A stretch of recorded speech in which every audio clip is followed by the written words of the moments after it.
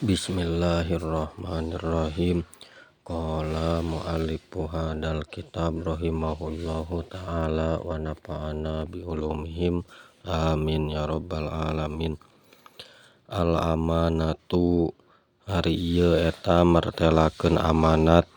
Al amanatu ari amanat, hiya ari itu amanat, al qiyamu eta negakeun bihuquqillahi ta'ala kana pirang-pirang hakna Allah subhanahu wa ta'ala,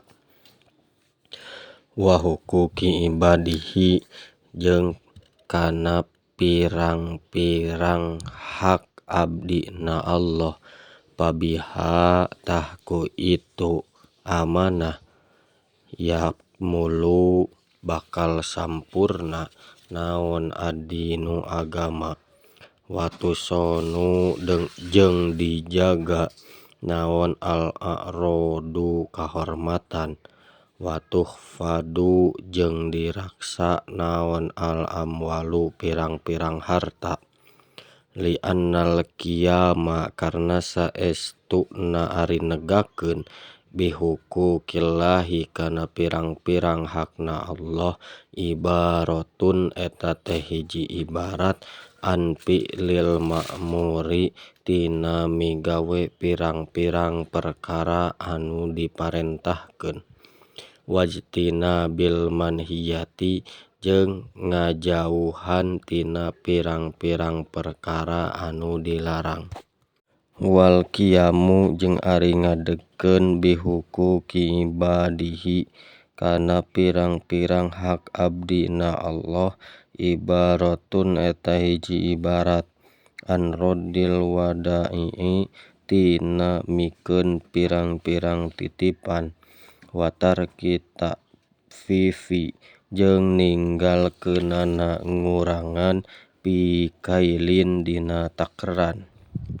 au waznin atawa timbangan, au dar'in atawa ukuran, wa tarki ifsa'il asrori jeung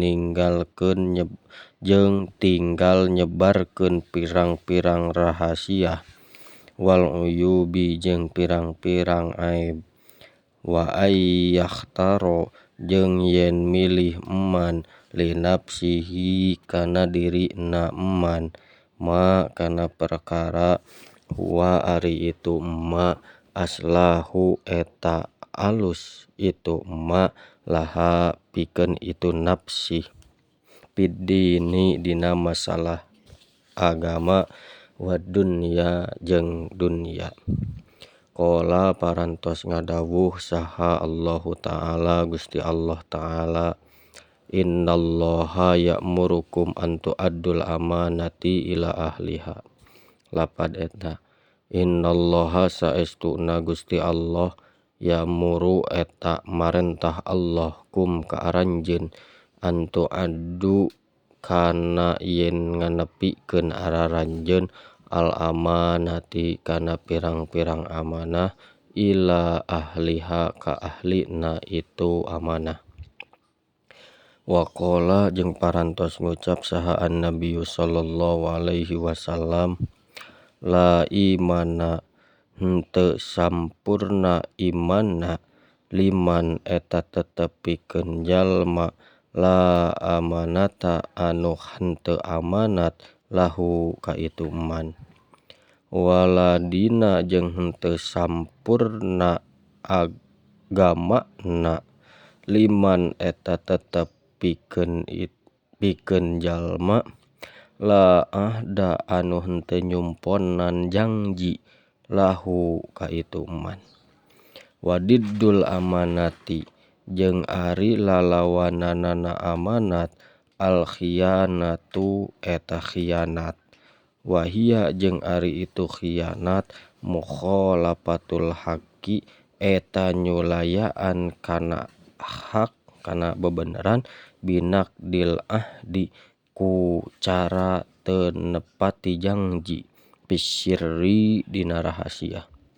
wa madarruha jeung ari pirang-pirang kamadaratanana itu khianat kasiratun eta anu loba, minha eta tetep tina sawarehna kasiro ayu sopa eta yen disipatan saha sohibuha jalma anu ngabogaan sifat khianat bil gordi ku tukang tipu atau kana tukang tipu wanak didini jeung kurangna agama